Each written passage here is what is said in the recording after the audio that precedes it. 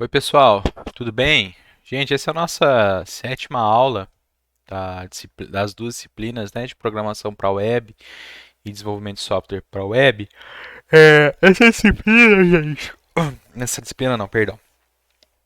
Nessa aula, a gente vai aprender um pouco sobre JavaScript. Por que que a gente vai lidar com JavaScript? Porque a gente ainda precisa, para cobrir a parte básica, vamos dizer assim, de desenvolvimento para web, conseguir implementar mais um tipo de relacionamento, que é o relacionamento muitos para muitos.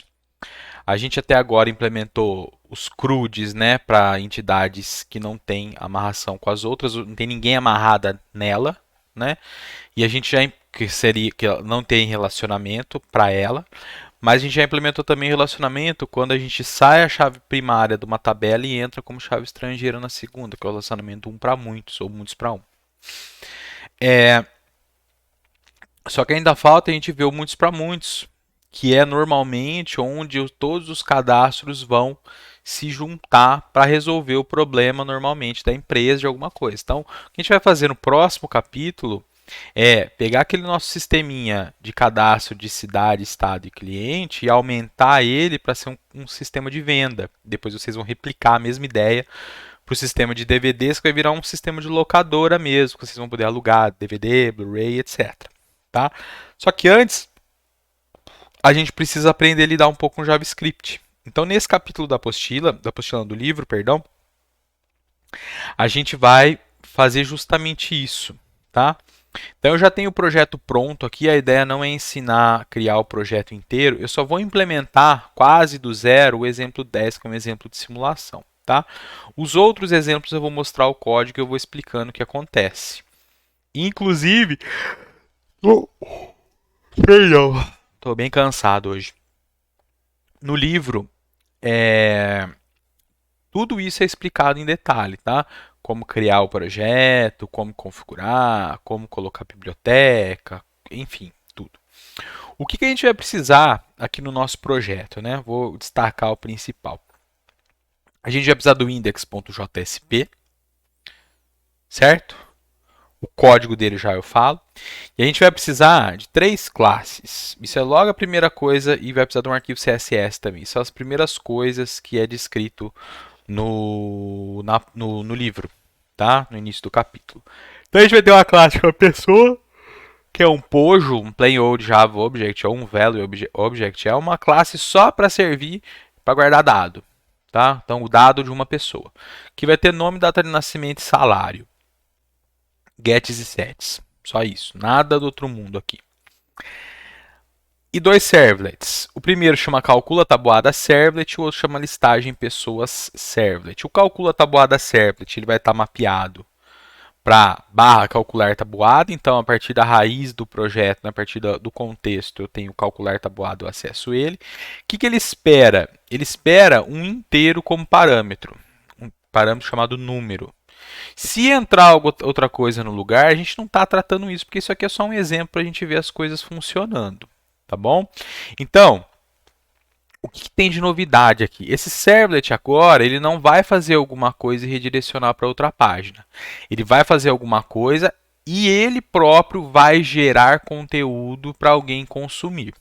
Que é na hora que a gente for ver os exemplos 11 e 12, a gente vai precisar desses dois servlets, que é a ideia de requisição assíncrona para o servidor.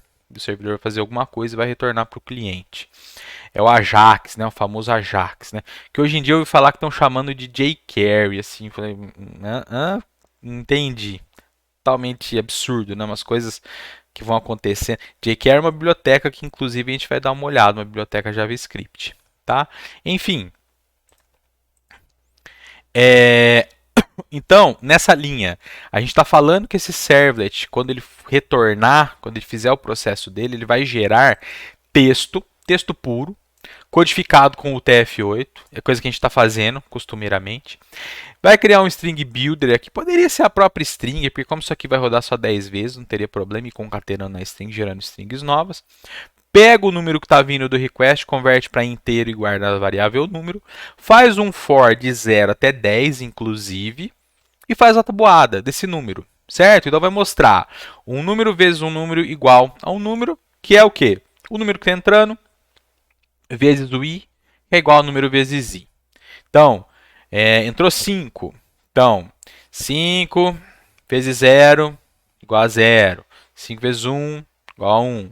5 vezes 2 igual a 2. 5 vezes 3 igual a 3. Até 5 vezes 10 que é igual a 50. Entenderam a ideia? É isso aqui que vai ser gerado. Percebam que aqui eu tenho HTML, ó. Eu tenho um pulo de linha. Porque esse cara aqui ele vai gerar texto e eu vou usar lá. Tá bom? Poderia até pôr HTML aqui, que não é bem plain, né? Mas pode deixar o plain. Eu vou alterar, vai. Eu vou alterar. Deixa eu até alterar no projeto original. Porque como ele está gerando, ele está... Eu estou em outro projeto aqui, porque eu apaguei uma parte do exemplo 10, né? Deixa eu fazer isso também aqui no outro. Para não ficar disper, né? Tá em outra janela aqui, ó. Pronto. Aí fica igual. Vai retornar HTML. Muito bem. Gerou isso aqui. Vai gerar uma string com tudo isso. E no fim, vai pegar o print writer do response, vai escrever no print writer essa saída, e esse try, como é o try with resources, ele vai fechar, dar o flush nesse fluxo de saída aqui, quando terminar a execução do método. Tá bom? Do get, do post, isso aqui vocês já sabem, né? Ou pelo menos deveriam saber. Tudo bem? O listagem pessoa servlets, ele é um pouquinho diferente. O que ele faz? Ele vai de novo, igual o outro, receber um número, e dependendo do número, ele vai criar uma quantidade de objetos do tipo pessoa dentro de uma lista. Essa lista vai ser serializada, a gente vai converter essa lista para um formato de intercâmbio de dados, depois a gente vai falar mais disso, e vai retornar essa string com esses dados serializados para o cliente vai processar isso de alguma forma. Tá? Então, o que muda aqui? O set content type application /JSON, que é justamente esse JSON que a gente vai falar depois. JSON, tá bom? JSON, cada um fala de um jeito. Como que a gente vai fazer isso? A partir o Java Enterprise, o Java EE, Jakarta, acho que foi a partir da versão 8. Ele disponibiliza um mecanismo de serialização baseado em objetos do Java, tanto para serializar, ou seja, converter objetos Java para JSON e o contrário, para JSON converter para objetos Java. Isso é feito através dessa classe que chama JSONB, esse B de binding, tá? Binding seria ligar, atrelar, né? Então ele faz essa ligação entre o JSON e os objetos Java. Já tinha coisas parecidas dentro da plataforma, mas não tão diretas assim. Tá? Então, antigamente a gente tinha que usar bibliotecas externas para fazer isso. Hoje em dia, dentro do Java EE, isso já é presente. Tá? Ouvi um barulho aqui na rua. Então, cria ele, jsonbuilder.create, jsonbbuilder, create, criou. Cria a lista de pessoas, pega a quantidade, que é o número que eu falei, faz um for nessa quantidade e cria pessoas. Vai ser João da Silva do... Sim, tá bom? Não, perdão. Aqui vai vir um número. João da Silva, primeiro, segundo, terceiro, quarto, quinto, sexto, sétimo. Entenderam a ideia? É só um exemplo, tá bom? Cria uma data com a data do momento, soma nessa data a quantidade de dias do i que eu tô. Então, por exemplo, se eu tô hoje pro primeiro, eu vou somar i dias nela. Então, hoje, a data dessa pessoa vai ser a data de amanhã, a data de nascimento dela. Para o i igual a 2, é a data de depois de amanhã. Para o i igual a 3, para depois de amanhã, e assim por diante. Tá? É só um exemplo, para a gente ver acontecer. Tá? Configura essa data na pessoa, sempre cria uma nova data aqui. Configura o salário dela, 1000 vezes i. Então, para o primeiro é 1000, para o segundo vai ser 2000, para o terceiro 3000 e assim por diante. Adiciona essa pessoa que foi criada na lista de pessoas. Na hora que terminar o for, aí veja o que muda aqui. Lá no print writer eu imprimo o que? O JSONB.toJSON. Então, ele vai pegar essa lista com objetos de tipo pessoa e vai fazer a serialização para JSON.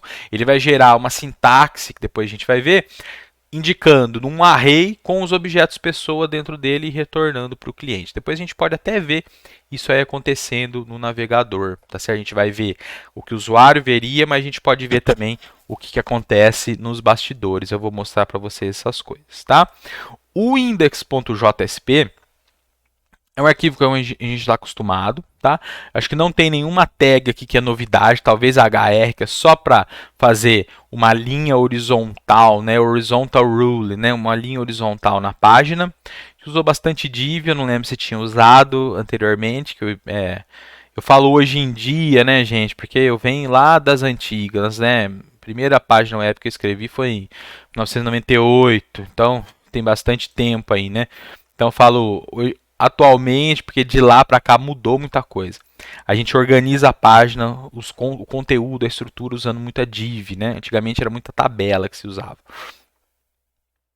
E tem aqui o código, depois eu acho que eu vou descrevendo isso aqui com calma. O que tem de novidade aqui? A gente tem a inserção dos arquivos de script, usando a tag script.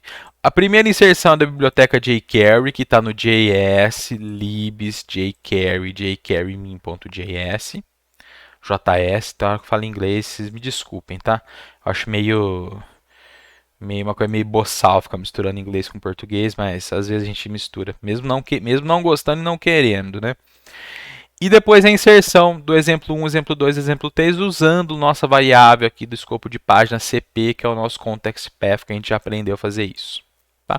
Então isso aqui vai escrever o contexto da aplicação aqui, que é o caminho, né? Para a gente ter o caminho absoluto aqui, não gerar nenhum problema com essa ligação, com esse source aqui do script. O atributo é source para ligar no arquivo. Então, ou seja, toda vez que eu faço isso, é como eu estivesse copiando esse código aqui para dentro. Tá? Esse código vai ser executado. Ele é executado mesmo. Tá? Inserção dos estilos. Tá bom?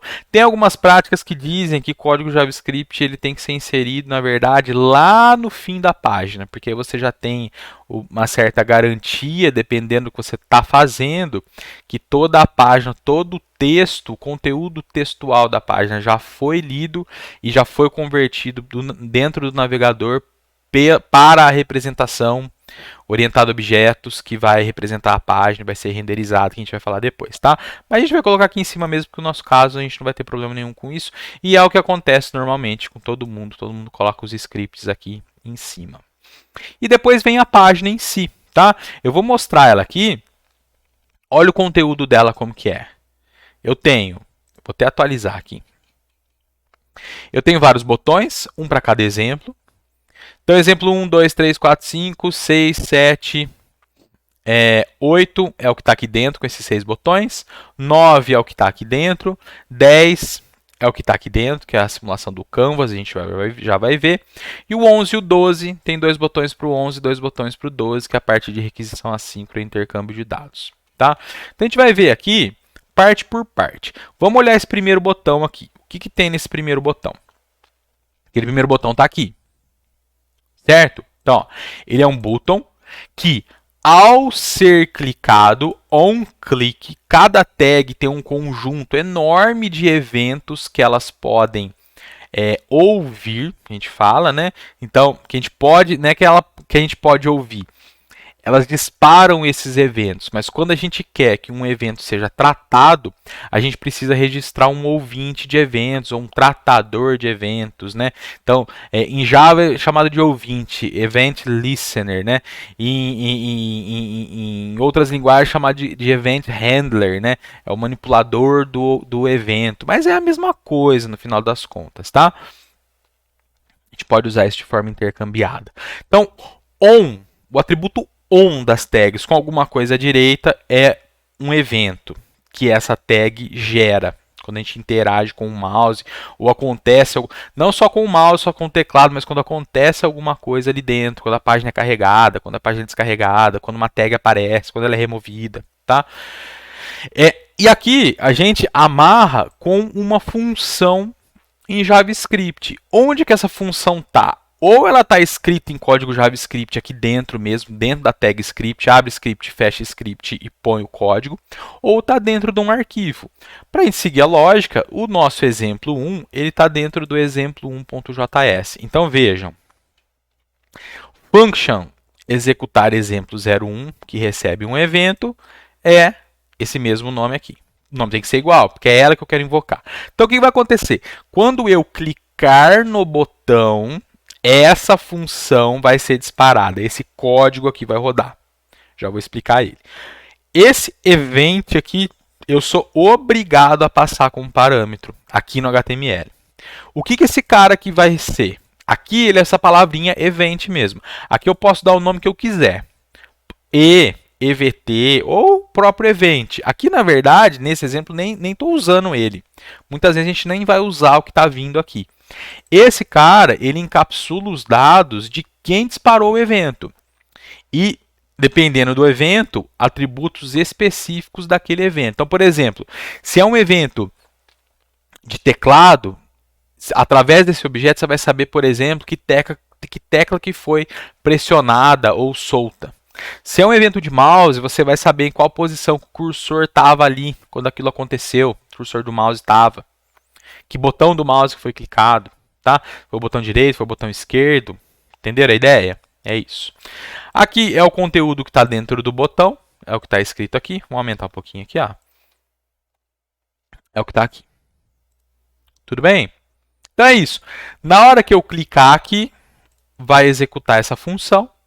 E aí sim a gente tem a parte programável, né, da página web, da parte do cliente, que é com JavaScript. Existem outras linguagens? Existe e não existe. Na verdade, as outras linguagens, por exemplo, TypeScript, o que acontece? Você vai ter um compilador, entre aspas, que vai ser um tradutor, que vai converter esse TypeScript para JavaScript para o navegador rodar. Porque o navegador só entende JavaScript, tá? O que o TypeScript é? Eu não sou especialista, nunca usei, para ser bem sincero. Mas, na verdade, ele é um JavaScript com tipos, com mais coisas implementadas. Se eu não me engano, é da Microsoft, tá? A gente não vai utilizar. JavaScript para a gente é totalmente suficiente, está tudo pronto ali dentro. Tudo bem? Então é isso. Clicou, roda a função. Vamos ver o que acontece. Eu vou clicar e vamos ver o que vai acontecer. Cliquei. Lá. Entre com o primeiro número. Exemplinho simplérrimo de programinha de brinquedo, né? Pegar dois números, fazer conta e mostrar. Então, eu vou pôr 10 e o segundo número 5. Vocês viram que eu dei Enter, agora ele pediu de novo. Vou dar OK e vai mostrar aqui, ó. 10 mais 5, 105. Opa, tem coisa errada aqui. Vamos ver depois. 10 mais 5, 105. 10 menos 5, 5, beleza. 10 vezes 5, 50, beleza. 10 dividido por 5, 2, beleza. O resto da divisão de 10 por 5 igual a 0, beleza, né? Porque 10 é divisível por 5, não sobra resto. É isso que o programa fez. Eu acho que vai ter mais uma coisa aqui. Mostrar saída no console, olha só. O que é isso? Apertando Ctrl, Shift, I no teclado de vocês, ou vindo aqui, mais ferramentas, ferramentas do desenvolvedor, a gente vai abrir as ferramentas do desenvolvedor do Chrome, tá bom? Isso aqui antigamente não existia, pessoal. Principalmente lá nos primórdios, né? Quem iniciou com essas ferramentas para fazer depuração de código, ver o que está acontecendo na transmissão de dados do servidor para essa página aqui, quem começou isso foi, na verdade, o Firefox com uma extensão /plugin chamava Firebug. Para quem desenvolvia para a web, era a ferramenta essencial. Então, a gente instalava o Firefox, já instalava o Firebug. Por quê? Ele fazia esse papel aqui que essa ferramenta do Chrome, a ferramenta desenvolvedor, faz, tá? Ele era um pouquinho, tinha menos coisa, foi evoluindo, mas aqui no Chrome agora a gente tem uma coisa bem completa. A gente vê as coisas que estão acontecendo nos bastidores, tá? Bem, percebam. Vamos dar uma olhada no código antes de eu clicar OK aqui, ó. Então vejam, primeira coisa, aquela primeira telinha pedindo um número é resultado da chamada dessa função aqui. Prompt. prompt, põe um texto aqui, é o que vai aparecer dentro da caixinha, como texto. Essa função, quando a gente preenche o conteúdo dela e dá OK, ela vai retornar o conteúdo da caixinha que a gente digitou como texto. Então, a variável N1 que eu declarei aqui com essa palavrinha-chave chamada let, aquele texto que estava dentro da caixinha, vai ser armazenado na variável N1. Esse texto tipo string do JavaScript. Tá? Essa palavra-chave let é o que se normalmente let const, são os tipos, são as palavras-chave que a gente usa para declarar variável em JavaScript hoje em dia. Tá? Para que ela serve? O let quer dizer que essa variável só existe dentro dessa função, que o escopo dela é local, e que ela só pode ser usada a partir do momento que esse let, que essa declaração foi encontrada. Mas você fala assim, mas eu posso usar em JavaScript, eu posso usar variável antes de declarar? Pode, olha só. Na hora que a gente for falar de variável, a gente fala especificamente disso, tá bom? Mas vamos entender, let é para eu poder usar a variável só a partir, o escopo dela é local e eu só posso usar ela a partir desse momento aqui, tá bom?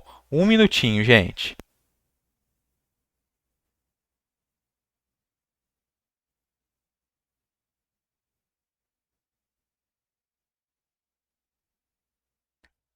Tudo bem? Beleza. Lembrando que veio como texto para cá. A segunda linha, eu uso o prompt de novo para pegar o segundo número. Só que agora o resultado que ele vai me gerar como texto, de novo, e outra coisa, eu estou assumindo que está gerando valor correto aqui, tá? Não estou assumindo os casos especiais. Ah, não digitei nada e cancelei, ou digitei letra. Não estou considerando isso, tá bom? O que eu vou fazer? O que ele vai fazer? Ele pega o texto que o prompt vai retornar, converte para número, essa função number aqui com N maiúsculo, e esse número que vai ser convertido a partir do texto vai ser armazenado em N2. Beleza? Então eu tenho em N1 uma string, em N2 eu tenho número. Tá? Vejam agora. As próximas 5 linhas é a declaração de mais 5 variáveis. Uma com adição, uma subtração, multiplicação, divisão e resto. Cuidado! O operador mais, assim como em Java, por exemplo, ele para dois operandos números inteiros, ou double, ou até os wrappers lá, né? Integer, double, character, enfim. O mais, para string, ele é concatenação. E para quando os dois operandos são números, soma. Para quando é um dos operandos, pelo menos um dos operandos é string, é string, é concatenação. Como N1 é uma string e N2 é um número, isso aqui vai operar como concatenação. Então, lembra que eu falei assim, 10 e 5 deu 105? Sim, porque eu concatenei a string 10 com o número 5, deu 105 e armazenou na variável adição. Entenderam a ideia? Então não fez adição, fez concatenação. O JavaScript, pessoal, ele é, vamos dizer assim, ele é muito permissivo em muitas coisas. Muitas coisas vão ser convertidas implicitamente para a gente. Então tem que tomar um pouco de cuidado, tá? Isso, por um certo olhar, facilita a nossa vida, mas por outro lado a gente tem que tomar um pouco mais de cuidado, tá bom? Com o que a gente está fazendo. Agora, eu não falei que N1 é string e o N2 é número? Por que o menos funciona? Porque o menos, a subtração, não tem para string. Não é para tirar uma string daquele tamanho, enfim. Vamos inventar uma operação aqui. Só é para número. Então o JavaScript vai converter a string para número e vai fazer a operação retornando um número. Então vejam, N1 menos N2, a string 10 e o número 5 vai converter o 10 para número e implicitamente vai fazer a operação e vai armazenar a variável subtração. A mesma coisa para multiplicação, a mesma coisa para divisão e a mesma coisa para o resto. Tá? A versão mais nova do JavaScript, que ainda é experimental, que é baseada no ECMA, ECMA Script 7, que eu nem sei de que ano que é. A que a gente trabalha hoje em dia é o ECMAScript 2015, que era chamado de versão 6 antigamente. Que acho que é de 2015, tá? A partir do 7 já vai permitir o operador de exponenciação, que é 2 asteriscos. Tem algumas linguagens que permitem. Então, por exemplo, um operando asterisco asterisco, o outro quer dizer que esse primeiro operando é a base, o segundo é o expoente, tá? Aqui ainda, se a gente fizer isso, não vai dar um errinho no navegador falando, ó, tem um problema aí, eu não reconheço isso, tá bom? Bem, continuando, né? Agora olha só, vou mostrar para vocês como gerar uma saída de texto, né? Então lembra, na hora que eu fiz a operação, fiz os dois, dei OK, fez aquela conta e mostrou o alerta, né? Aqui, que é a outra caixinha de texto, só para mostrar texto agora, mostrou as operações. O que eu fiz lá? Vejam, tem um monte de coisa misturado aqui. Vamos tentar entender.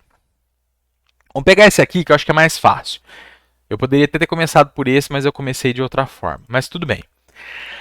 As strings em JavaScript, a gente pode delimitar elas de 3 formas. Ou com aspas simples, que é o apóstrofo. Então, apóstrofo, conteúdo, apóstrofo. Ou aspas duplas, aspa dupla, conteúdo. Aspa dupla igual em Java. Java é só assim. Em Java, aspas simples é caractere, lembra? Aqui não tem essa ideia. E tem a terceira opção, o JavaScript mais novo, que é usando o acento grave, que é o acento da crase, quando a gente põe a crase numa letra, no A. Normalmente é no A, é só no A, né, que tem crase, né? No português é só o A que usa a crase, que usa esse acento, chama acento grave. Vamos ver primeiro esse aqui, ó. O que eu estou fazendo aqui? Eu estou pegando o conteúdo de N1, concatenando com a string espaço, traço, espaço, concatenando com N2, concatenando com a string espaço, igual, espaço, concatenando com subtração, concatenando com um pulo de linha. Certo? O que eu quis mostrar aqui? Usei aspas simples para delimitar os pedacinhos dessa string que vai ser gerada. Estou usando strings para formar uma maior, sendo que essas strings que eu estou usando para formar uma maior, eu estou usando aspas simples. Eu posso também usar aspa dupla. E tá vendo? Eu estou misturando tudo na mesma expressão. Eu gosto de usar aspa dupla. É meio a gosto do freguês, tá certo? Normalmente, desenvolvedor JavaScript usa mais aspas simples. Tá? Qual que é a implicação de usar uma e de usar outra? Quando você usa aspas simples e você quer colocar ali dentro uma aspa dupla, é só você ter aspa dupla e acabou. A aspa dupla faz parte da string. E se você quiser uma aspa simples, você tem que escapar ela assim, colocar um contrabarra, aspa simples. Na aspa dupla é a mesma coisa.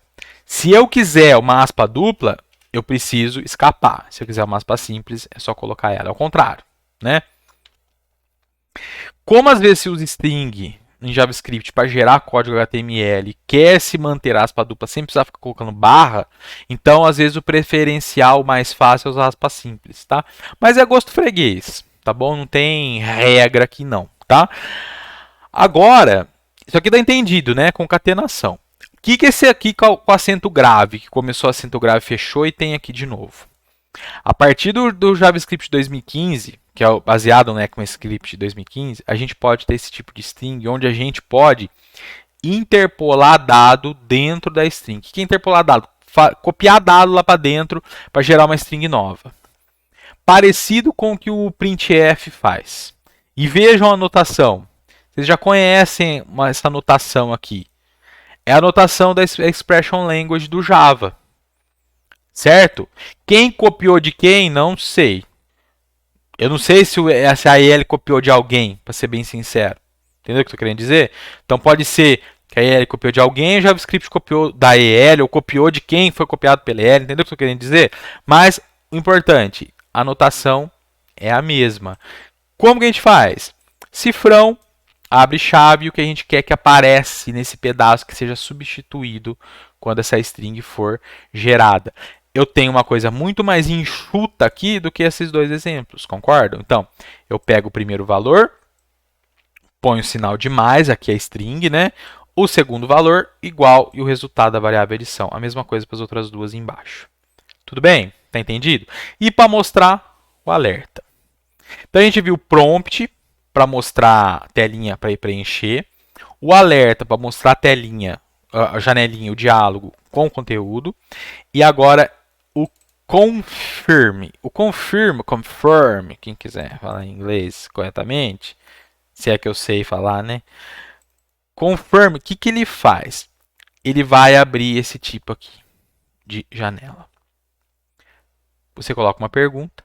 Se der ok, ele vai retornar um valor que vai ser interpretado como verdadeiro. Se cancelar ou apertar ESC ou fechar, se isso aqui for um diálogo, e tem navegador que às vezes isso aqui aparece com um botãozinho de fechar, vai retornar falso. Então, se if o retorno disso aqui der verdadeiro, eu vou mostrar essa mesma variável saída que foi criada aqui, o conteúdo dela que eu mostrei no alert, eu vou mostrar no console.log. Eu vou jogar no console do navegador. O que quer dizer isso?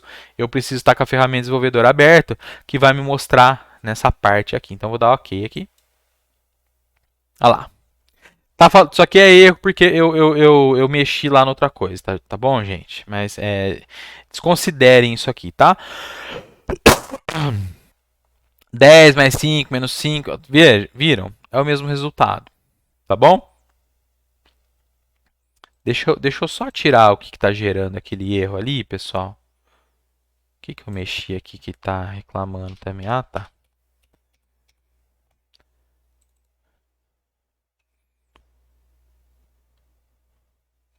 Ah, tá. Eu não obti o canvas. Deixa isso aqui comentado por enquanto. Para ele não ficar gerando aquele errinho lá, tá? Vou atualizar agora, lá. 5, 10 de ter ao contrário agora, né? Ok. Ok, não mostrou. Tá? Então esse é o primeiro exemplo. A gente já está aí com meia hora de vídeo. Vamos ver se eu consigo dar uma acelerada, tá? Para a gente ficar no máximo aí com 1h30 de vídeo, que eu acho que é razoável. Bem, segundo exemplo, declaração de variável e suas implicações. Então, na hora que a gente clicar, ela já dá uma mensagem. Clique no botão novamente e inicie o caos. Então, vejam. Deixa eu limpar isso aqui. Deixa eu atualizar a página. Vou falar do código primeiro. Depois a gente volta aqui. O que isso aqui vai fazer, pessoal? É mostrar as implicações dos tipos de declaração de variável que tem. Então, é o let, o const, let para variável, const para uma constante. Não é que eu não vou poder mexer no objeto que o const aponta, mas eu não vou poder mais trocar para quem const está apontando. Tem o var e tem a declaração de variável sem nada. Então, let, v1 igual a 10 aqui no caso, var v2 igual a 20 e o v3 igual a 30. Quais são as implicações? A primeira coisa que eu vou fazer, eu vou rodar o testar variáveis, que é essa função que está aqui. Declaração é uma função. Ó. Função em JavaScript é assim que declara. Function, o nome da função, parênteses, parâmetros se tiver, fecha, abre chave, fecha chave. Se ela tiver retorno, se ela não tiver retorno, tanto faz, não precisa indicar tipo, porque variável no JavaScript não tem tipo. Variável em JavaScript depende do valor que ela está apontando. Se ela aponta para um número, ela é um número. Se ela aponta para uma string, ela é uma string. Se ela aponta para uma função, a função pode ser atribuída a variável aqui. Ela é uma função. E assim por diante. Tá?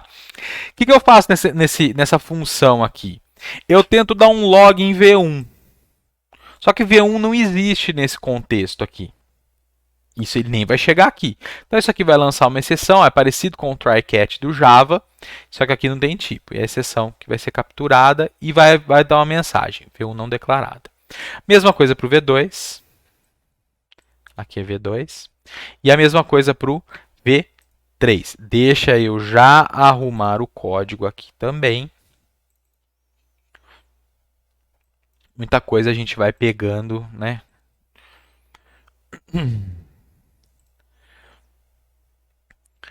Certo? Então é isso que ela vai fazer. Então, no primeiro momento, na primeira vez que isso aqui rodar, tá bom. É isso aqui. V1, V2, V3 não declaradas e a impressão dos tracinhos. Isso aqui. Certo? Vocês podem ir descomentando essas linhas para ver o que acontece. O que vai acontecer se eu tiver isso, isso e isso? Aqui eu vou ter erro, já vai me lançar um erro, porque V1, apesar de existir nesse contexto, ela ainda não foi inicializada, não passou ainda a parte de atribuição do valor dela. V2 vai poder, porque V2, apesar de estar aqui embaixo, ela já vai ter sido içada, que a gente chama. Então ela vai retornar um undefined. E aqui vai gerar erro porque ela não foi declarada ainda. Tá bom? Então vamos comentar.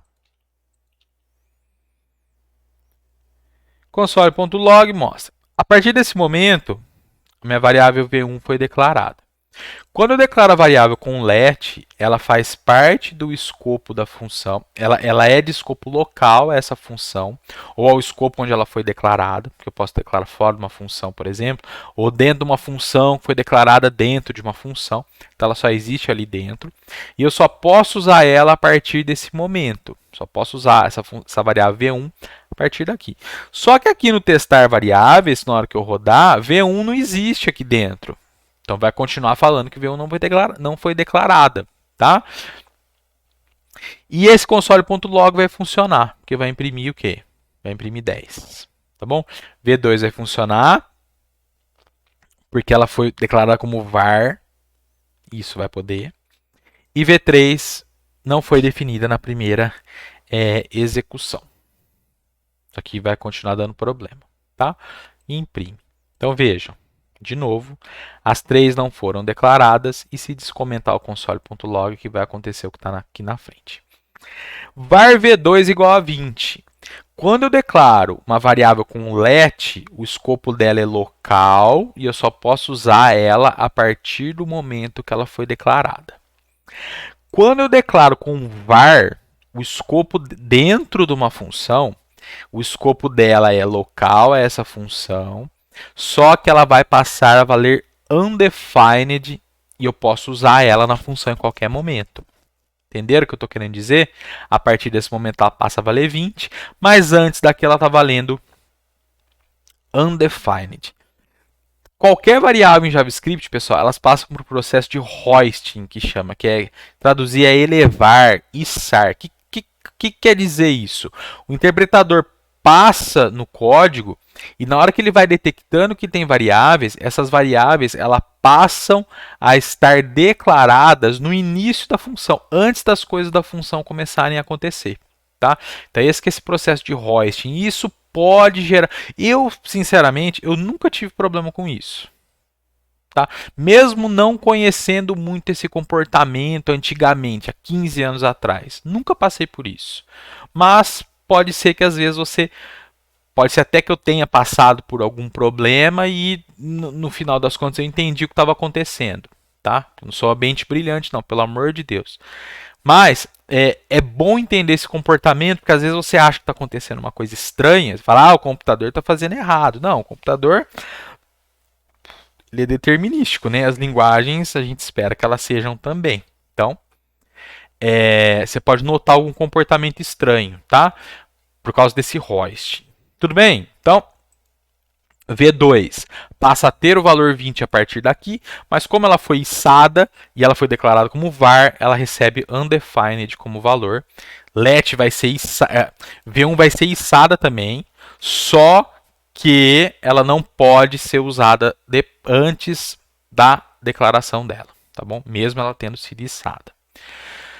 Testar variáveis vai continuar dando os três problemas, né? E se tirar o console.log, vai imprimir de novo. Então a gente está nesse terceiro conjunto aqui, ó. Vejam agora que a gente vai ter a declaração do V3. E o V3 sem var, sem let e sem const também. Olha lá. Const funciona igual ao let, tá? Mesmo comportamento do let, só que const a gente não consegue trocar o valor que essa variável está atribuída, tá? O valor que está atribuído à variável, perdão. Quando eu não coloco nada, essa variável ela passa a ser uma variável global. Global mesmo, a todo o contexto da aplicação. Todo mundo passa a enxergar ela a partir desse momento. E isso pode ser um problema, porque se você declara uma variável dessa forma dentro dessa função, e em outra função você usa uma variável da mesma forma, sem declarar com let, const ou var, e por um acaso você troca o valor lá e na outra função você vai usar ela sem mexer no valor dela, as coisas podem começar a se misturar. Vocês estão entendendo o que eu estou querendo dizer? Então, numa função ela é número, na outra função ela é uma string, ou ela é número nas duas, mas você muda para um número inválido numa outra função, que na hora que volta, que essa função original vai usar ela, o negócio vira uma bagunça. Então, isso aqui não é recomendado fazer, tá? Declarar a variável desse jeito. Vai usar a variável let, const ou var. Tudo bem? Modernidades, né? Hoje em dia, modernidade, a moda, né, é declarar as variáveis tudo com const. Elas serem todas constantes, porque você não vai ficar mexendo nelas. Mas para você restringir ao máximo o acesso à execução do teu script. Mas, é uma tonteira essas coisas que o povo fica inventando, né? Tem as justificativas da engenharia de software e tal, mas tá, vou ficar discutindo isso não. Testar variáveis agora. Olha o testar variáveis que ele vai fazer, o que vai acontecer. V1 não declarada, porque V1 não está dentro daquela função. V2, a mesma coisa. Só que agora o V3, na hora que eu chamo essa mesma função, o V3 agora ele existe, porque ele foi declarado de forma global. E ele vai ser exibido e vai ser incrementado. E na hora que eu mostrar ele aqui nesse console.log, ele vai estar valendo 31. Então, na hora que eu dou os console.log, 10, 20, 31. Vocês viram que tinha uma mensagem lá, assim, ó. Clique no botão novamente e inicie o caos. Por que eu fiz essa brincadeira? Porque a partir de agora, como o V3 é global e ela está viva nessa página, que a não ser que a gente atualize a página, aquele valor 31 ele continua valendo. Então, se eu, por exemplo, descomentar aqui, essa linha para de dar erro, e toda vez que eu rodar o testar variáveis, eu vou enxergar o V1. E eu vou incrementar ele de novo, de novo, de novo. Até aqui que ele vai passar a valer 30 de novo. Então vamos ver acontecer? Vou clicar de novo no botão. Então, ó, vamos só identificar. Aqui, ó. Aqui é a segunda execução. 31, 32. Isso aqui está incrementando dentro da função testar variáveis. 33 na terceira chamada. Aí ela é inicializada de novo. Isso aqui roda de novo. Aí ela passa a valer 30 de novo. Aí mostra assim. Aqui nessa chamada ela vai ser incrementada na hora que eu mostro lá no console.log 31. Entenderam qual que é o perigo? Essa variável passa a ser global. Tá? Isso aí pode gerar problema para vocês. Agora vamos ver se a gente consegue dar uma acelerada. Eu acho que o principal mais problemático é isso, né? O mais sério, vamos dizer assim. O restante agora é entender sintaxe. Declaração de variáveis. Quais os tipos principais, né? Tipo numérico, inteiro ou ponto flutuante. Que vai ser inteiro, ponto flutuante com ponto. String, delimitada por aspa simples, aspa dupla ou grave. Verdadeiro ou falso, valor lógico. Null, que é o valor nulo, ou seja, eu não estou apontando para nada.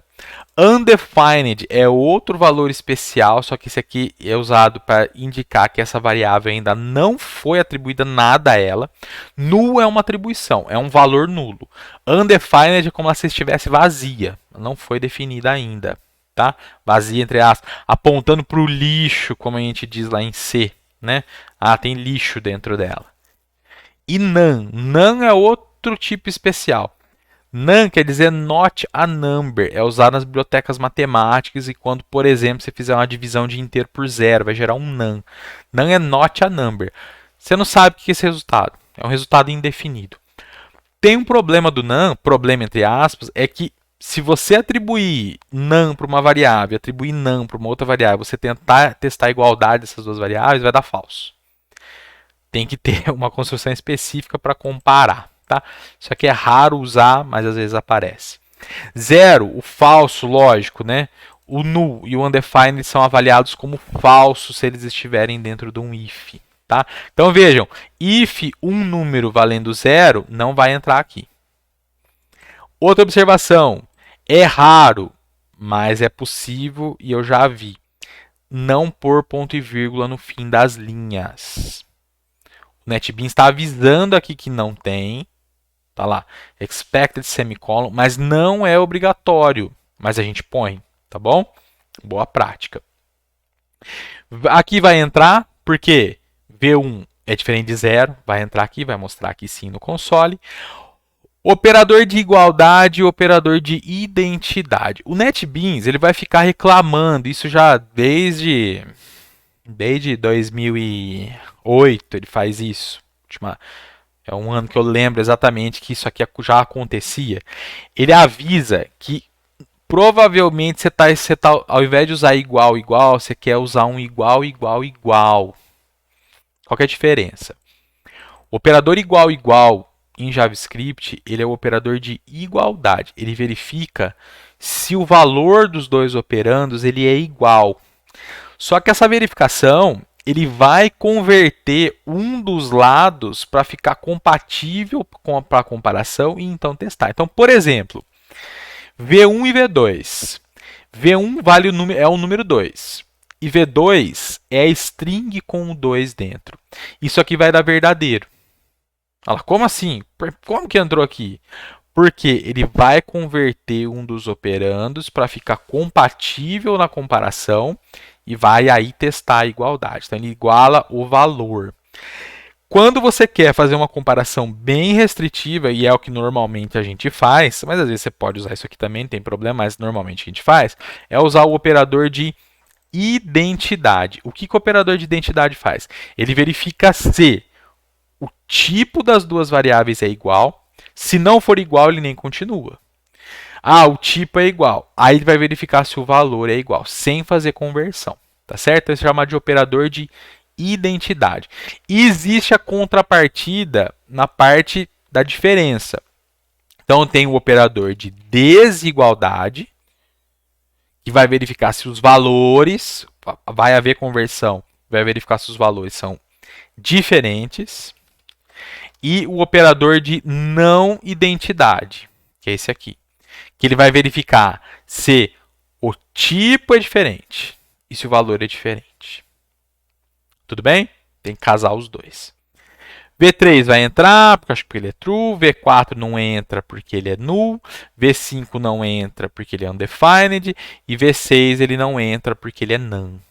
Tá? E aí, testes com o none. Isso aqui vai dar falso. Não vai entrar. Aqui também não vai entrar. A única forma de testar se é none, aqui não é nem isso aqui é isso aqui que eu queria colocar, é usando a função isNone, tá certo? Aí ele entra, tá bom? Aqui tem uma tabelinha com os operadores. Depois vai ter um link no livro onde vocês podem ver a lista completa. E o switch, pessoal. Switch igual do Java, permite string, a partir do Java 6, se eu não me engano, permite Java 6 ou Java 7, permite string dentro da construção, tá bom? E funciona igual. Beleza? Então, de operadores é isso aqui. Esse aqui é o exemplo 3. Vamos rodar ele para a gente ver. Vamos limpar aqui antes, né? Testei. Olha lá. Aqui sim, como assim? Ó, V1 validou. Ah, aqui é a parte do switch, né? Deixa eu. Olha só quanto errinho que a gente vai achando. Aqui é V6, né? Que eu queria testar. Não é aquilo ali. V6. Eu vou até fazer uma coisa, porque não vai dar tempo de eu implementar tudo. Eu já vou abrir o projeto certo e vou rodar a partir dele, porque aí eu já vou fazendo as alterações onde precisa alterar e o negócio já vai ficando certo, tá bom? Deixa eu até fechar aqui, estou na outra janela fechando.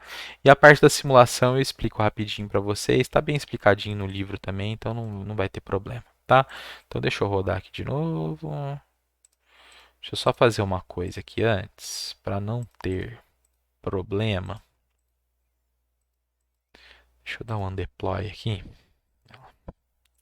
Certeza que ia enroscar. Pronto, dou play aqui, jogo para cá e mostro a telinha do desenvolvedor. Beleza? Estruturas de repetição e arrays. For while do while, como a gente está acostumado a usar, tá? E os arrays. Toma cuidado. Até tem uma questão que eu aprendi fazendo isso aqui. Né, que eu aprendi, eu parei de falar errado. Né? Então, olha só. Declarar array. Você pode usar o literal, abre colchetes, fecha colchete e põe os valores dentro. Ou só abre e fecha colchetes, que é o array está vazio, que é o A3. Ou você pode ter arrays de arrays. Você pode ter qualquer coisa como elemento do array, inclusive coisas de tipos totalmente diferentes, tá certo? Quando a gente tem array de array, a gente pode fazer o acesso usando, aí é lógico, os colchetes encadeados, igual a gente faz em Java. Tá? Se eu tenho um array de arrays e eu sei que os tamanhos ali são bem comportados, eles têm um padrão, representam uma matriz, por exemplo. Isso que eu estou querendo dizer. Tá?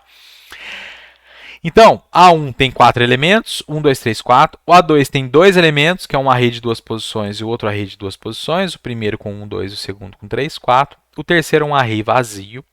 E aqui, pessoal, toma cuidado.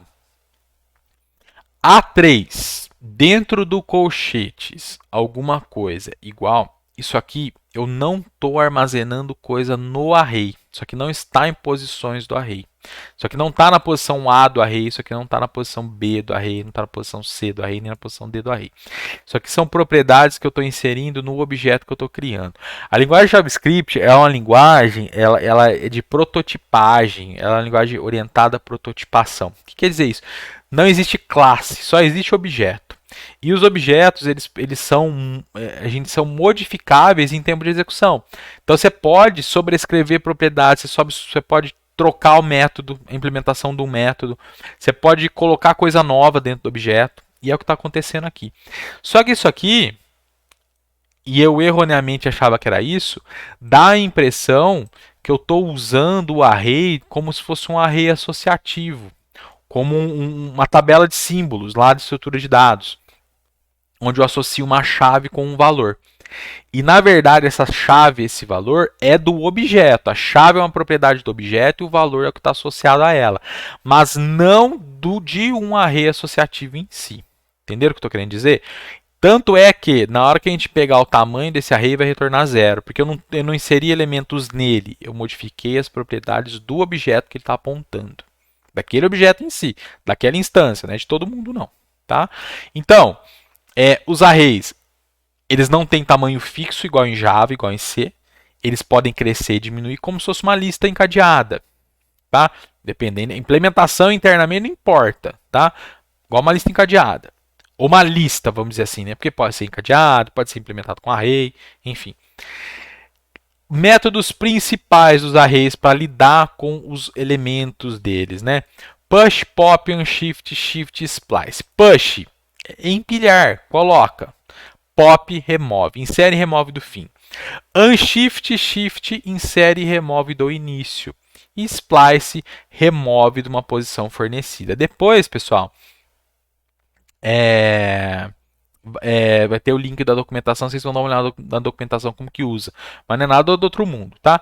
Aqui um for normal para iterar sobre o primeiro array. Então let i igual a 0 enquanto i for menor que o a1.length, ou seja, o comprimento do a1.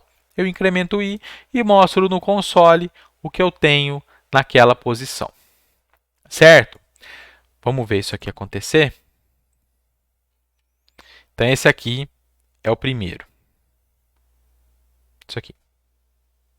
Isso aqui. Certo? Posso também, todo array tem um método que chama for each, certo? Se eu não quiser escrever o for assim. O que esse for each faz? Ele itera pelos elementos do array, executando uma função que vai ser passada como parâmetro. Estão vendo a função aqui dentro? Então, essa função, ela recebe a priori um valor e um índice. Então, o que o for each faz? Toda vez que ele está num elemento do array, ele roda essa função, passando o valor daquele elemento nesse parâmetro, nesse primeiro parâmetro, que eu posso dar o nome que eu quiser, que eu chamei de valor, e passando a posição no segundo. Tá? E aí ele mostra, vai fazer a mesma coisa ali que o outro. Processar elemento por elemento. Para mostrar, para fazer alguma coisa, para somar, enfim. Tudo bem? Iterando pelo A2, a mesma coisa. Iterando pelo A2 com for each, mesma coisa. O que mudou aqui, eu estou usando a função, usando a notação da função, a notação de closure, que a gente chama, né? Qual que é essa notação? Eu tenho os parâmetros que eles levam a, então esse operador aqui, flecha, né? Igual, maior, e a definição da função.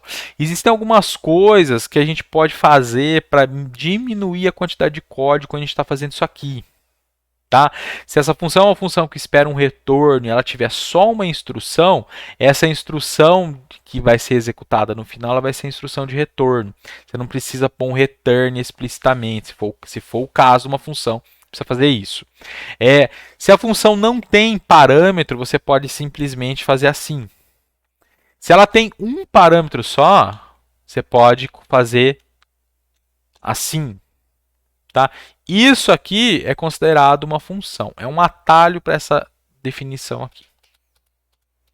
Tudo bem? Entenderam a ideia?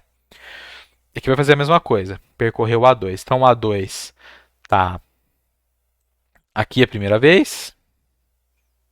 Aqui. E depois aqui a segunda. Certo? Poderia até... vou deixar assim mesmo. A3 não tem elementos. A gente o usou como um array associativo, mas ele não é um array associativo. Tá? Então, se eu tentar fazer um for no tamanho, no comprimento do A3, não vai fazer nada aqui dentro. Se eu tentar um for each, mesma coisa, porque o tamanho dele é 0. Então, eu tenho que usar o for in, que é uma outra forma de for, onde eu consigo iterar pelas propriedades de um objeto. E no array, quando a gente fizer isso, a gente vai ter aqueles elementos associados como chave e valor. Então, como que faz? For. Aqui dentro, uma variável. Parece o for each do Java. Tá? Não é igual, mas parece. A variável que vai receber a chave a cada iteração em A3. Então, eu faço um for no A3, percorrendo as propriedades dele e mostro os valores. Aqui, ó. A3 na posição A, na posição B, na posição C, na posição D. Você pode usar como array associativo, você nem precisa saber que isso não é assim, tá? Eu só fui saber, olha só, né? Na hora que eu fiz isso aqui, eu vi, mas por que não tá? Aí fui olhar na documentação, olha só, verdade. Ele não é um array associativo, a gente está modificando o objeto, né? E a gente não para pensar nessas coisas, a gente faz meio que no automático. E funciona, né? Ou então, ao invés de assim, pode ser feito dessa forma também, ó. Usando for each, só que você tem que usar o método keys do objeto object, passando quem você quer processar, e aí sim isso aqui vai retornar um array com as chaves, e aí você faz o for each nele. Tá bom? Para terminar, às vezes a gente quer percorrer um array para verificar se todos os valores obedecem a uma determinada condição ou se algum valor não obedece a uma determinada condição. Por exemplo, eu quero procurar por um valor ali dentro e parar a iteração em algum momento. O for each, para a gente parar a iteração, a gente tem que fazer gambiarra dentro dele. Então, existem dois outros métodos de iteração, que é o sum e o every. O que eles fazem? Eles recebem uma função como parâmetro e essa função ela vai executar de modo a fazer algum tipo de teste. Então, olha só, o sum é algum alguns, traduzindo, né? Então a ideia é processar alguns elementos do array até que uma condição seja alcançada. O retorno true da função de callback, que é essa função que vai ser passada como parâmetro, faz a iteração parar e falso continuar para o próximo elemento. Então, se essa função retornar true, o sum para, porque eu encontrei o elemento do sum, ou falso, eu vou para o próximo, certo? Maior que 10, menor que 10, estou rodando o mesmo exemplo, o mesmo array, para o A1, perdão, usando a função maior que 10, menor... Ah, mas de onde está essa função? Está aqui, ó. Maior que 10, ela recebe um valor, imprime e retorna um valor verdadeiro ou falso. Então, se o valor que está entrando, o valor do elemento que eu estou no momento, for maior que 10, quer dizer, eu encontrei alguém maior que 10, retorna true, o sum para. E o menor que 10, ele para, se for menor que 10. E eu vou usar esses mesmos dois para usar a every, certo? O que a every vai fazer a verificação? Se todos obedecem aquela condição. Se todos são maiores que 10, isso aqui, se ela retornar, se ela processar tudo e só der true, vai retornar true. Então, sim. Se todo mundo for menor que 10. Menor que 10, se ela rodar, todo mundo deu true, vai retornar true e vai retornar sim. Vai gerar sim aqui. Vamos ver a execução, que já está aqui, ó. Aqui o sum. Há algum valor maior que 10, lembrando que o nosso array A1 é 1, 2, 3, 4. Então, processou o 1, processou o 2, processou o 3, processou o 4, terminou de processar todo mundo, retornou um falso, vai dar não. Há algum valor menor que 10, então 1, 2, 3, 4, 1, 2, 3, 4, 1 é menor que 10? Já vai retornar verdadeiro, o sum vai parar, e aí lá aquele console.log vai dar sim, porque o alguns, lá a variável alguns, né, se não me engano, algum, vai valer verdadeiro. E ao contrário para o every. Todos são maiores que 10? Então vai iterar para 1, 2, 3, 4. 1 não é maior que 10, já vai retornar falso, já vai dizer não. Todos são menores que 10? 1, 2, 3, 4. Todos são menores que 10? São. 1, 2, 3, 4 vai retornar true, vai retornar true no final. Tudo bem? Então, se quiser precisar processar um array inteiro para fazer esse tipo de verificação, é assim que é feito, tá bom? Então, estruturas de repetição, beleza? Classes e objetos. Vamos agora para o nosso exemplo 5, pessoal. Eu acho que eu vou ter que dividir essa aula em duas, senão vai ficar muito pesado. Eu vou falar o 5, o 6, o 7, depois o 8 eu gravo outra aula, tá bom? Classes e objetos, pessoal.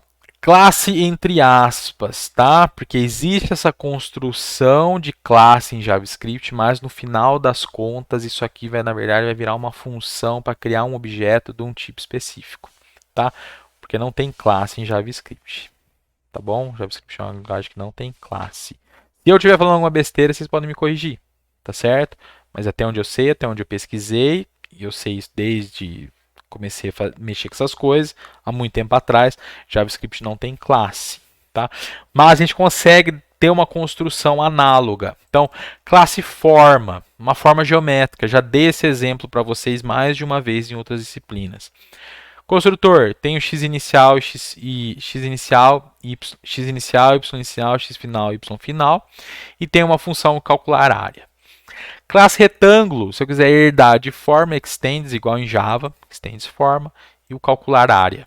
Estou sobrescrevendo essa função aqui, e o retângulo tem esse construtor.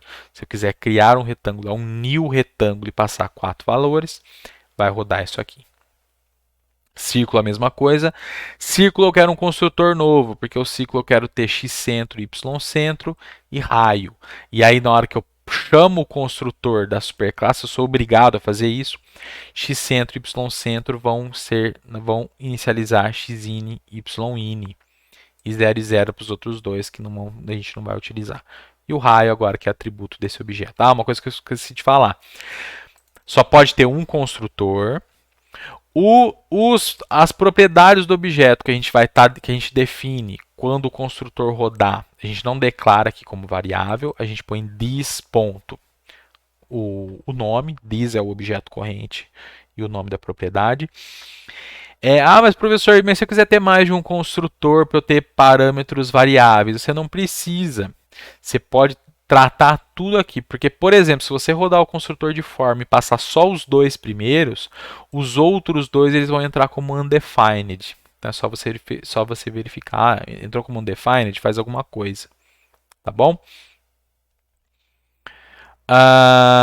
Mesmo funções que você não tem parâmetro, você pode passar parâmetro, você pode passar argumento. Tá? Aí tem uma forma específica de fazer isso. Tá?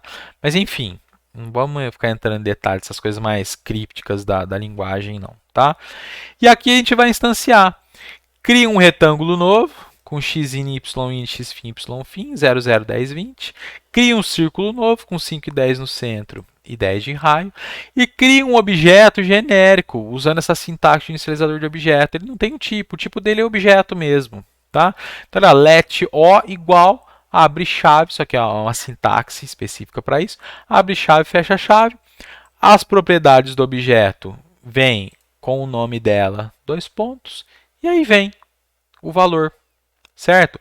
Nome, sobrenome, endereço é um outro objeto, logrador, número CEP, cidade é um outro objeto com nome e com estado, que é um outro objeto, certo? Tudo bem? Os objetos aqui não têm tipo, eles têm o tipo object, certo? Como que eu faço para ver o tipo de um objeto? Ver o tipo. Eu uso o operador typeOf. TypeOf e o tipo, e o cara que eu quero verificar. Então, retângulo, círculo e o meu genérico. Aqui, ó. Deixa eu limpar aqui antes. Pá. O tipo do retângulo é object, do tipo do círculo é object, o tipo do genérico é object também. Você fala, oh, mas e se eu precisar verificar se é de um tipo específico, né? O typeOf não serve?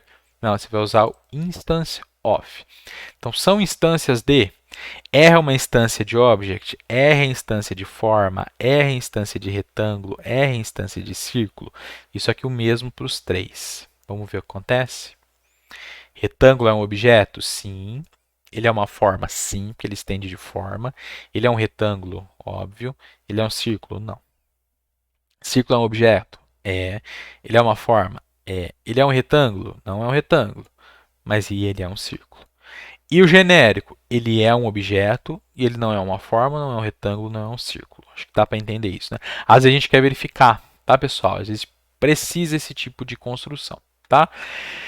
Agora, para terminar, o que é o bendito do JSON que eu já comecei a comentar com vocês? É, na verdade, codificar isso aqui dentro de uma string.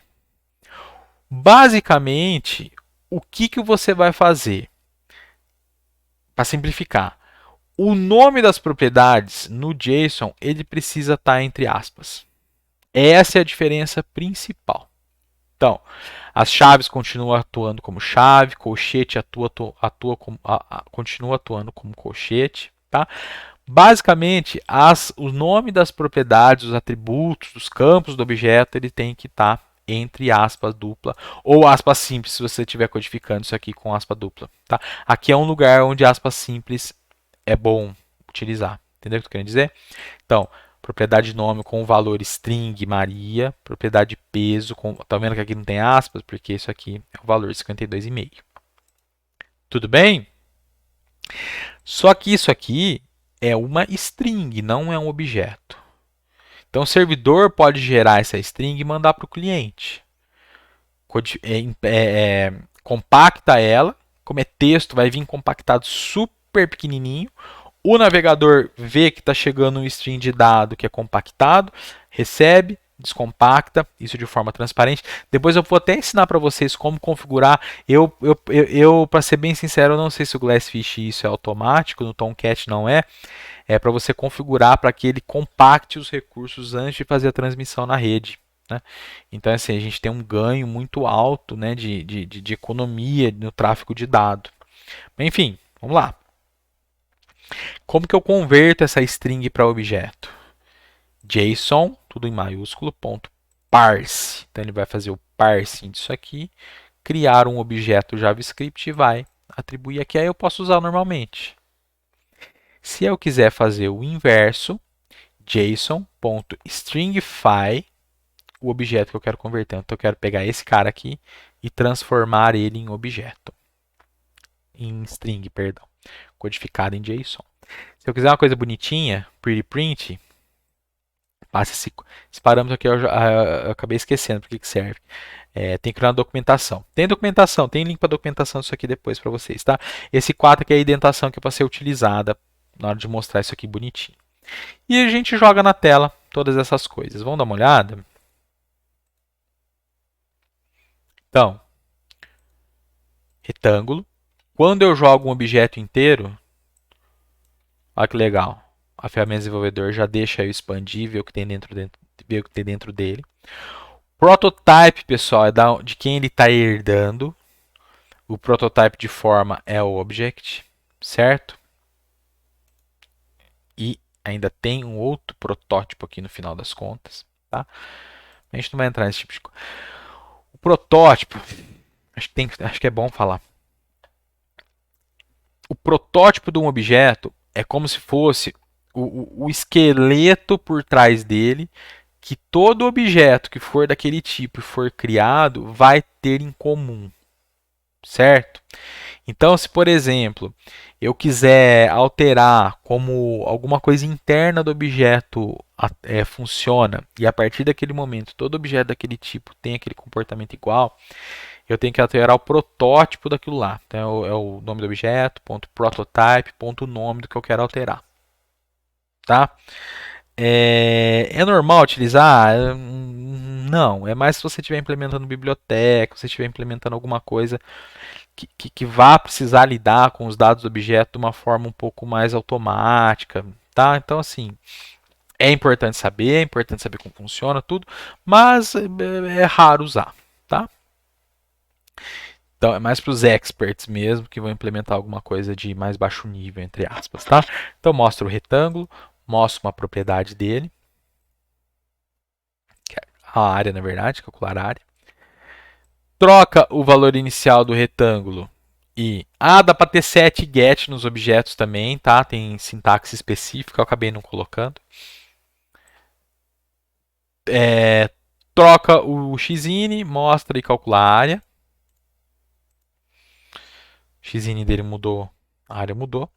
A área dele, ele começava em 0, agora começa em 5, né? Ele diminuiu 5 na largura. O círculo, troca o raio do círculo, mostra de novo. Mostra os dados do objeto. Posso acessar como se fosse um array associativo, mas não é, tá? Olha lá, o.nome ou o entre colchetes, sobrenome, João da Silva. Mostrar as propriedades, uso for in, vou iterar sobre as propriedades do objeto. Então, só que aqui ele só vai mostrar o que está no primeiro nível. Nome, sobrenome, endereço, nome, sobrenome, endereço. Isso aqui. Sobrenome, endereço. Aí eu fiz uma funçãozinha aqui para fazer recursivamente, para ficar obtendo. Eu estou em alguém que é um objeto, então eu rodo essa função de novo para ver as propriedades dele. Eu tenho um cara aqui dentro desse objeto que eu já entrei, que é objeto, eu rodo ela de novo. Esse processar objeto aqui, tá? Depois vocês dão uma olhadinha o que está implementado aqui. Não vou ficar entrando em detalhe não. E as conversões de JSON entre JSON e objeto. Então, lembram lá? Chegou isso aqui. Converti. Mostro. Eita, tá sempre entrando no errado, né? É aqui que eu já estou mostrando? Isso, ó, já estou mostrando o objeto convertido. E usando a funçãozinha. E pegando o nosso objeto O aqui, que tem esse monte de coisa, mostrando o texto dele. Certo? Olha lá, o texto dele. Aqui. Certo? E aqui o bonitinho. Aqui convertido em JSON e aqui o convertido com pretty printing lá para ele ficar bonitinho. Tudo bem? Pessoal, 1h15 já. Eu vou falar desses outros dois exemplos e aí a gente para por aqui, tá bom? Outra coisa muito importante que a gente vai usar JavaScript, que vai ser uma coisa que a gente vai utilizar no nosso próximo projeto, é lidar com a estrutura da página. Essa estrutura da página, o que o navegador vai fazer? Quando chega o HTML para ele, ele vai processando o HTML, na verdade ele nem espera chegar tudo, ele vai processando e já vai resolvendo o que tem que ser feito. Para cada tag, vocês lembram que uma tag está dentro da outra, que está dentro da outra, que está dentro da outra, que normalmente elas estão tudo dentro do HTML? O navegador vai criar uma árvore com isso, e essa árvore é chamada de Document Object Model, é o modelo e objeto do documento. Essa árvore a gente pode fazer o traversal dentro dela, a gente pode ficar atravessando, a gente ficar percorrendo ela para fazer coisas. E tudo que a gente modifica nessa árvore, programaticamente, usando JavaScript, já é replicado automaticamente pelo navegador na tela. Tá? Então, isso antigamente era chamado de Dynamic HTML. HTML dinâmico. Nossa, HTML dinâmico. Era a coisa da moda em 1999, é chamado de HTML. Tá? Hoje em dia é coisa super comum. Tá? Então vamos lá. Como que eu manipulo o DOM usando JavaScript puro e como que eu manipulo o DOM usando jQuery que a gente não tinha utilizado até então. Tá? São os exemplos 6 e 7. 6 e 7. São exemplos rápidos. O que eu estou fazendo aqui? Deixa eu abrir o index para vocês verem. A gente está no exemplo 6 e no exemplo 7. Até agora era um botão com um clique, certo? Agora o exemplo 6 e o exemplo 7, eu continuo tendo o botão que vai executar a função, só que além disso, eu tenho uma div com um ID, com uma classe. Esse class aqui é só para ela ficar bonitinha aqui com o arredondamento, com a bordinha arredondada e para colocar as barrinhas de rolagem caso haja estouro aí no conteúdo. O conteúdo da div passou da altura dela, aí entra a barra de rolagem. Isso aqui não é um componente com barra de rolagem, tá? É uma div.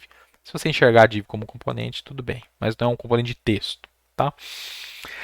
Quando eu clicar nesse botão em executar essa função, que é me executar exemplo 7, percebam até que eu tenho uma variável global aqui, eu declaro com var, que todo mundo vai enxergar ela, mas está declarado como var, que eu vou utilizar só aqui dentro, que eu vou ficar usando ela para incrementar um contador. O que eu vou fazer aqui dentro? Olha só, eu vou pegar no DOM, nessa árvore, o nó que representa essa div, porque eu quero jogar coisa aqui dentro. Quero pôr coisa aqui dentro toda vez que eu apertar no botão. Como que eu faço para pegar? Document.getElementById e o ID do cara que eu quero pegar. ID, pessoal, a gente sempre vai ter único. O navegador reclama se tiver mais de um componente com o mesmo ID? Não, mas não está certo ter. O navegador é muito permissivo também com o HTML. Ele resolve essas coisas, mas aí a partir desse momento você não tem mais controle do comportamento. Se você programa, escreve o código declarativo certo para você ter o comportamento correto, para você não precisar ficar sabendo como que são as exceções, né? Então, muito bem. Document.getElementById, passo o ID do elemento que eu quero obter. Então, isso aqui vai me retornar um objeto que representa esse cara aqui dentro da página. O ID dele, div exemplo 06. É o que está aqui. Beleza? Muito bem. O que eu vou fazer? Eu quero criar um elemento novo, eu quero criar uma tag nova, um novo nó, para depois eu colocar dentro desse cara que eu peguei. Então, eu quero criar um elemento do tipo P, parágrafo. Então, a sintaxe é document.createElement, P. Esse cara ele ainda não está dentro do documento, ele só foi criado. Então, ele foi retornado para o P. Configura os valores do P. Esse atributo innerHTML é o que está dentro do código, está dentro desse elemento. Se for HTML, vai ser criado outros nós, se for necessário. E o class name é o atributo class. Tá? Então, para cada atributo que uma tag tem, eu posso ter, eu vou ter propriedades, atributos no objeto que a representa. Tá? Então, o inner HTML é o que está dentro e a classe é a pedom. A pedom, eu não falei do CSS, mas eu vou dar uma olhada aqui rapidinho. A pedom, o que, que ela é? Eu vou aplicar nesse parágrafo só se ele for um filho. Se ele for um filho, de que ordem? Se ele for um filho par. E eu vou colocar um azul aqui de fundo. 006699.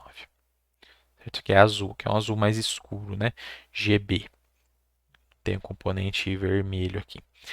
Então, todo P que for um filho par da div, de onde ele está inserido, ele vai ter cor azul e os filhos ímpar continuam com o fundo que é branco aqui mesmo, que não está configurado, tá?